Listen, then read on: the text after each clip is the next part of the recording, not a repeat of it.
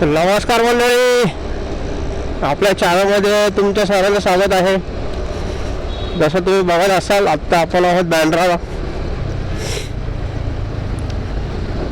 आणि निघालो आहे आपण आत्ता गोरेगावला जायचं आहे.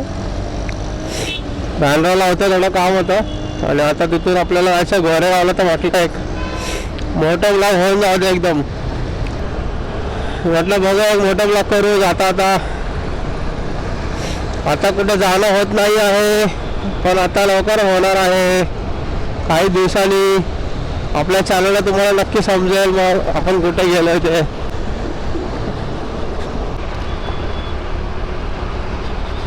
बाकी काय चाललंय सांगा. वेस्टर्न एक्सप्रेस हायवे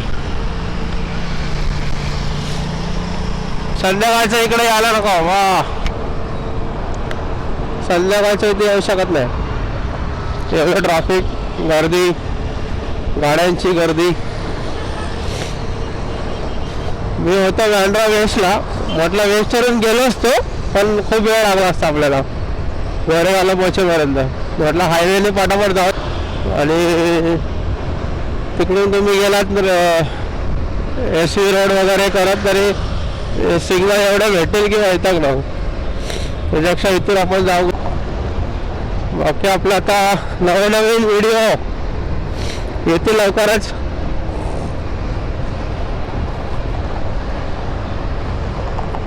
प्लॅनिंग चालली आहे जायची कुठेतरी. बघूया सक्सेस किती होतं माहीत नाही, पण प्रयत्न तर बरोबर करायचा आपल्याला.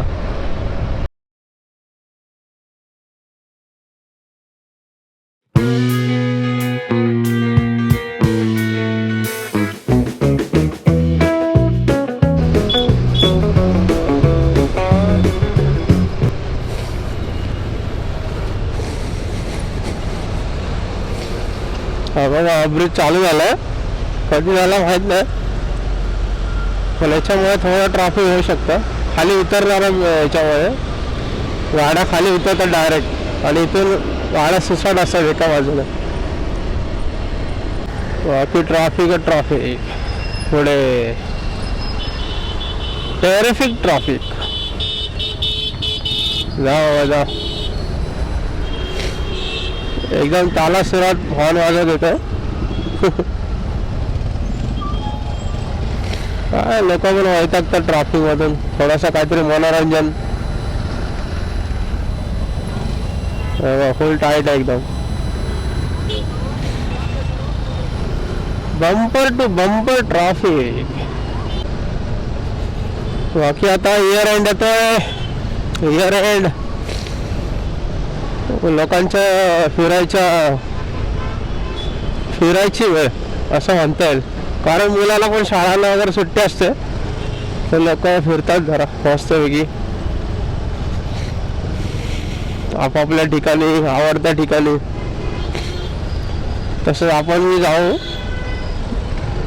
कुठे जायचं ते नक्की नाही, पण असं माझी इच्छा आहे की एक लॉंग राईड करावी. म्हणजे आता आपल्याला सवय आहे की एक म्हणजे 500 किलोमीटर आपण चालू शकतो एका याच्यामध्ये. तर त्याच्यापेक्षा जरा थोडं अजून पुढे जाऊन बघू. ट्राय चाललंय माझं ऑफबीट लोकेशन, म्हणजे तिथे गर्दी असेल जास्त अशा ठिकाणी बघूया. इयर एंड म्हटलं थोडं काम पण कमी असतं आपल्याला, तर त्या हिशोबाने म्हटलं थोडं ऑफबीट लोकेशन बघूया. असं माझं तर हे आहे की जास्त किचकिच आणि गर्दी नको अशा ठिकाणी न जायचं आपण. आणि मस्त प्रवास करूया, वर्षाची सुरुवात करूया मस्तपैकी. एकदम जाम आहे, एकदम जाम, लांब पर्यंत जामच दिसतोय.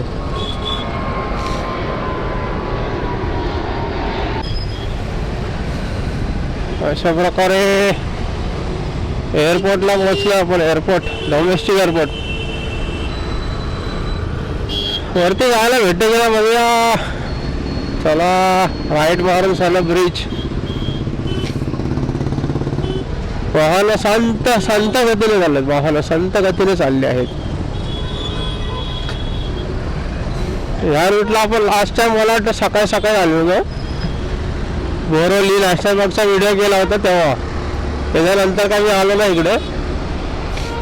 असं लवकर पण मी येत नाही या रूटला, येणं टाळतो. एकदम असं जरुरीचं काम असेल तरच मग बाहेर पडतं या रूटला येण्यासाठी.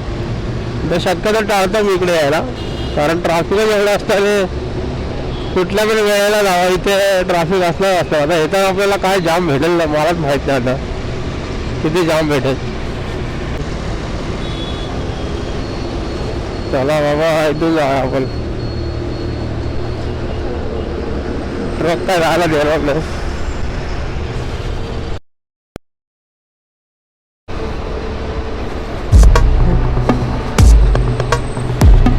बाकी आपले हे जे स्कूटरवरचे ब्लॉग आहेत, स्कूटरवरून तुम्हाला हे ब्लॉग बाईकवरती बघायला आवडतील का तर नक्की मला कमेंटमध्ये सांगा. असं माझ्या डोक्यात चाललं आहे की एक बाईक घेऊ आपण, म्हणजे नॉर्मल आहे, जास्त काय महागडी नाही, सेकंड हँड किंवा नवीन हे काय ठरवलेलं आहे. पण घ्यायची की नाही अजून हेच ठरलेलं आहे, पण हा डोक्यात एक विचार झाला आहे. तर बघूया चाललं आहे. पण तुम्ही कमेंटमध्ये सांगा, मी जरा कन्फ्यूज आहे, कारण आता स्कूटरची लय सवय झाली मला. मी एवढी चालवली ही गाडी की असं मस्त कम्फर्टेबल, गिअर बॅग नाही टाकायचे टेन्शन नाही.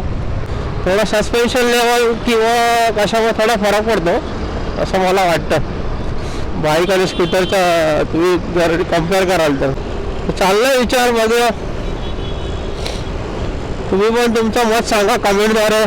स्कूटरवरती अजून ब्लॉग बघायचे आहेत, बाईकवरती पण बघायला आवडतील का दोघांवरती पण बघायला आवडतील, कारण इथं आपण सेल करणार नाही आहे, ही ठेवून आपण घेणार आहे बाईक.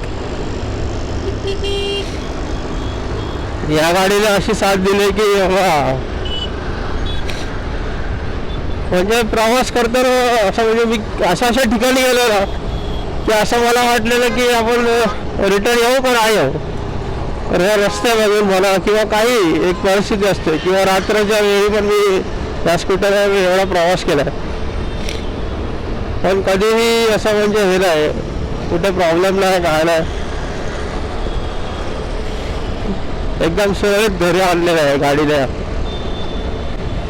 त्याच्यामुळे इमोशन्स असतात प्रत्येकाचे, ज्याच्या म्हणजे गाड्यांचा इमोशन्स हे ओळखू शकतात. बाकी थोडा आज आवाज दमत असेल मे बी, कारण मी मास्क लावला. मास्कवरती म्हटलं बघूया माईकचा आवाज येते की नाही बरोबर माईकला, कारण मास्क थोडा खाली करून मग बोलावं लागायचं मला. आता काय माहिती येतोय का नाही येतोय, मी चेक पण नाही केलं. एवढा लांब आलं मी खरं, पण मी चेक नाही केलं की आवाज येतोय का नाही येते ते. असं करत करत करत बघा पोहोचला आता जोगेश्वरी मोगरा, मेट्रो स्टेशनचं नाव आहे मोगरा. जर तुम्हाला असं वाटत असेल की बाईकवरती बाईक घ्यावी आहे आपण, तर तुम्ही सजेस्ट पण करा मला कमेंटमध्ये की कोणती घ्यावी. अशा तर डोक्यामध्ये आहेत खूप साऱ्या, तर आपल्या हाईटला वगैरे पण अशी आली पाहिजे बरोबर. 5'3", 5'4" हाईट आपली, त्या हिशोबाने आपल्याला ती चालवता आली पाहिजे. मेन तर बाहेर गेला हायवेला वगैरे टेन्शन नाही, पण आता मुंबईमध्ये चालवायची म्हटली की समजून घ्या माझ्या भावना. शॉर्ट रायडर्सला कळालं असेल मी काय बोलतोय, काय हालत होते जर गाडी तुमची उंच असेल आणि ट्रॅफिक भेटलं तर त्याच्यामुळे फिजिकल इश्यू पण खूप होतात. माझ्याकडे होते अगोदर, जिक्सर होती आणि त्या लोअर बॅकचा इश्यू झाल्यामुळे मी ती विकून टाकली. त्याच्यानंतर त्या बाईकचा विषय काढला नाही, नंतर ही घेतली गाडी, तीच वापरतो मी अजूनपर्यंत. पहिलं वापरलं जिक्सर, शाईन होती माझ्याकडे. सर्वात पहिली गाडी two wheeler Honda Splendor, Hero Honda Splendor, Hero का Honda Splendor, Hero Honda Splendor होती. शिकायला घेतली होती ती, पण शिकायला घेतली तरी पण 2-3 वर्ष वापरली. नंतर ती विकून मग शाईन घेतली, शाईन नंतर जिक्सर घेतली, जिक्सर नंतर ही घेतलेली. असं म्हणजे बाईकवरून शिफ्ट झालेला माणूस आहे मी. आता परत बाईकवर शिफ्ट व्हायचं म्हणजे खूप विचार करावा लागतो. आणि जिक्सर पण बाईक मस्त होती, नो डाऊट मस्त गाडी आहे. फक्त मला लोअर बॅक इश्यूमुळे त्याचा स्टान्स असा आहे की एकदम ॲग्रेसिव्ह होता. पूर्ण पुढे असा स्पोर्ट्स चान्स आहे त्याचा, त्याच्यामुळे थोडा प्रॉब्लेम होतो. त्यामुळे लोअर बॅकचा इश्यू झाला होता मला. आणि मग मी जास्त पण मला वाटतं नवीन गाडी घेतली होती आणि 6 महिने चालवून मी विकून टाकली ती गाडी. त्याच्यानंतर यही हमारा साथी है. Just Goregaon Nesco centre cross केला आपण आता.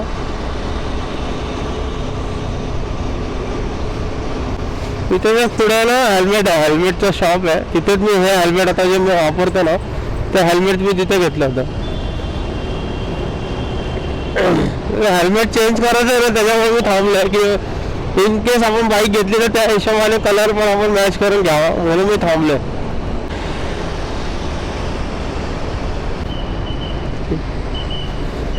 खड्डा पॅच बघा, खड्डा पॅच किती आहेत. खड्डा पॅच, खड्डाचेच पॅच, खड्डाचेच पॅच, खड्डा पॅच एकदम भरभर. इकडं आपण जरा थांबलो होतो सर्व्हिस रोडच्या इथे. माईकचा जो स्पॉन्ज असं ना तो पडतोय असं मला वाटतंय, त्याच्यामुळे ना म्हटलं थांबूया. बाकी हेच आहे ते दुकान. हेच आहे, इथूनच घेतला होता मी हेल्मेट. लायनीला शॉप आहे.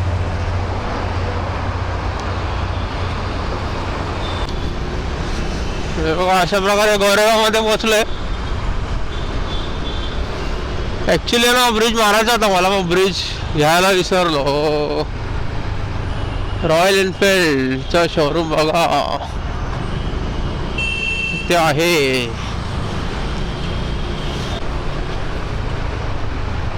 आता ढकलत जावं लागणार आहे आपल्याला, ब्रिज मिस झाल्यामुळे. होता आहे असं कधी कधीतरी होतं. पण ट्रॅफिक बघा काय एकदम जाम आहे, फुल टाईट एकदम. 4 व्हीलरला येऊन उभं राहिला त्या इकडेच बरोबर. भयानक ट्रॅफिक, भयानक. कुठून वाट काढायची आणि जायचं. हे बघा आता आपल्याला परत तिकडे जाऊन उभं राहायला लागणार. सिग्नल लागलेला आहे,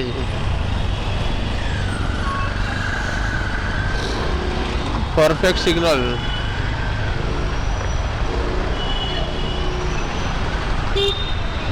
चला इथे उभं राहा, टेन्शन नाही. गोरेगावचं सिग्नल तिकडे रेल्वे स्टेशन, गोरेगाव स्टेशन.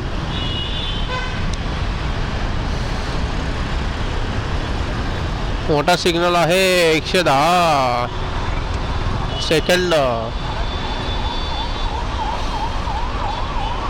ज्यांना जायचं त्यांनी जावा, आपण तर थांबूया बाबा. अरे मेट्रो स्टेशन. ही गाडी आपण कांदिवलीवरून घेतली होती, कांदिवली. आता पुढे दिंडोशीचा लेफ्ट आहे तर तो लेफ्ट मारून आपल्याला पुढे जायचं आहे.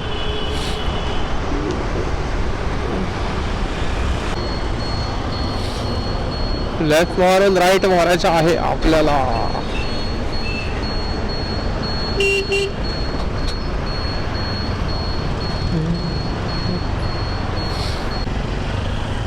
पेरवारी इंडस्ट्री.